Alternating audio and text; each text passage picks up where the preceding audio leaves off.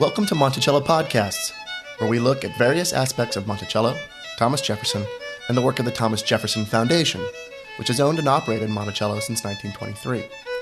I'm Chad Woolerton, Monticello's webmaster. Did you visit Monticello as a kid? What do you remember about the trip? Chances are there was something.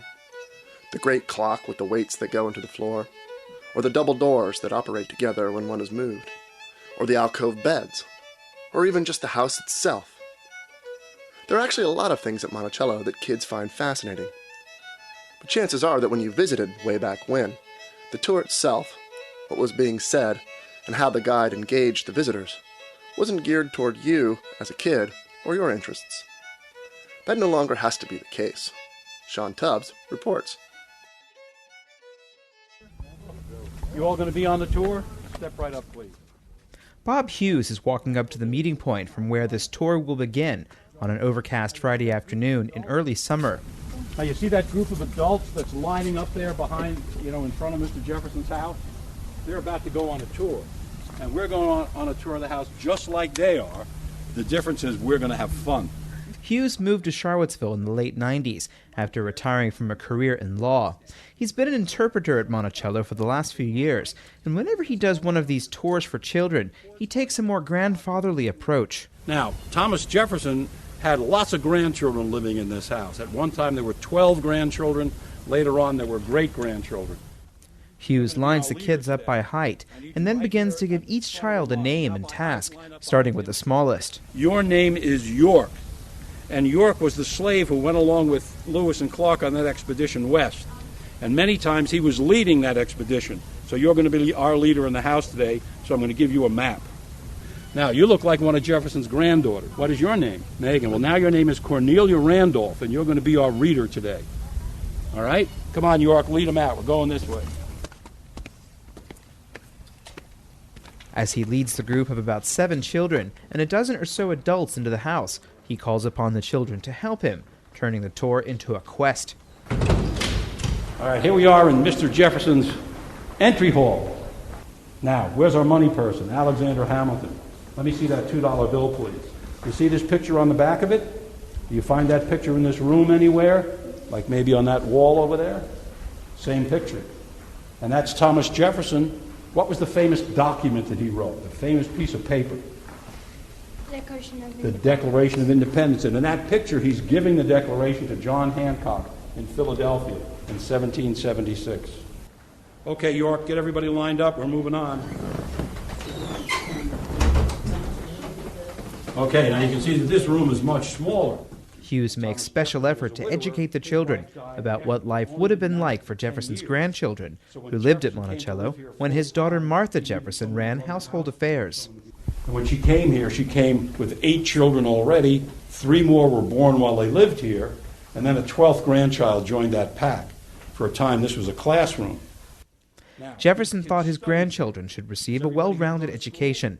Hughes asked the little girl playing Cornelia Randolph to read some of the lesson plans out loud. From 10 to 1, dance one day and draw another. Okay, how many people here draw? How many people here dance? 2. For some reason, the boys never dance. I don't understand that. Moving on to the library, Hughes shows the children one of Jefferson's most famous gadgets. And we know that Thomas Jefferson in his lifetime produced almost 20,000 pieces of handwritten personal correspondence. And he used a machine on that front table there to copy many of the letters. There are 2 pens there. They're attached by metal rods. So as he writes with one pen, the second pen is reproducing on the second sheet of paper what he was writing on the first. It's called a polygraph. The idea of the children's tour is to give the perspective of what life was like for youth in the early part of the 19th century. By directing the tour at the younger set, a fuller look at Monticello is achieved. Now, if you'll all step over here, you can see a game that the grandchildren used to play. On the floor here, this game is known as the Royal Most Pleasant Game of Ye Goose. Jefferson brought it back from Europe for the grandchildren one Christmas season. You roll the dice and move around the board. Something like Chutes and Ladders, maybe, that some of you might have played. Anybody here play chess? Okay, at least one of you plays chess. Well, there's an original chess set there on the table. Jefferson was known as one of the best chess players in Virginia, and his grandchildren write letters in which they say Jefferson played chess games in here with President James Madison that lasted more than 4 hours. Now, where's our money person? Alexander Hamilton. Show us that nickel, please. Okay. Whose picture is this on the American nickel? Who is that? It's Thomas Jefferson, that's right. In the dining room, Hughes points out that Jefferson brought back pasta from Italy and waffles from France. Jefferson also came up with a recipe for vanilla ice cream. But when reminding another of the children of her alter ego, the tone took a slightly serious turn. And of course, Edith Fawcett was the cook here for a while, but Edith Fawcett was also the slave cook for Jefferson when he was the President of the United States up in Washington. So Edith was trained as a French chef. She knew how to cook French food. And reading those recipes, she probably read a lot of French. And remember, Thomas Jefferson, the man who wrote the Declaration of Independence, owned 600 human beings in his lifetime. The average was 200, and he only ever let 9 of them go in his whole life. Maybe this house would not have happened but for those slaves. His life might not have unfolded the way it did, except for the slaves that did the work for him here. All right, Mr. Jefferson, all right. The tour concludes with what Hughes says would have been a common occurrence at Monticello. After walking out to the large lawn, he asks one of the dads to volunteer as Mr. Jefferson at the finish line of a running race. And when I give you the signal, you're going to drop it. And when you all see that handkerchief drop, you're going to run. But this is the way we set it up. York, you stay right there. Okay, Mr. Jefferson, whenever you're ready. Watch the handkerchief. All right, good job. This mother thinks the tour has been a lot of fun for her children. I'm Laura Lamont from Normal, Illinois, and we decided to give the kids tour because I think it comes alive more for them. They're more interested in something geared towards them. We did some tours in Williamsburg, but they were more geared towards adults, and they lost interest more quickly. They really enjoyed this.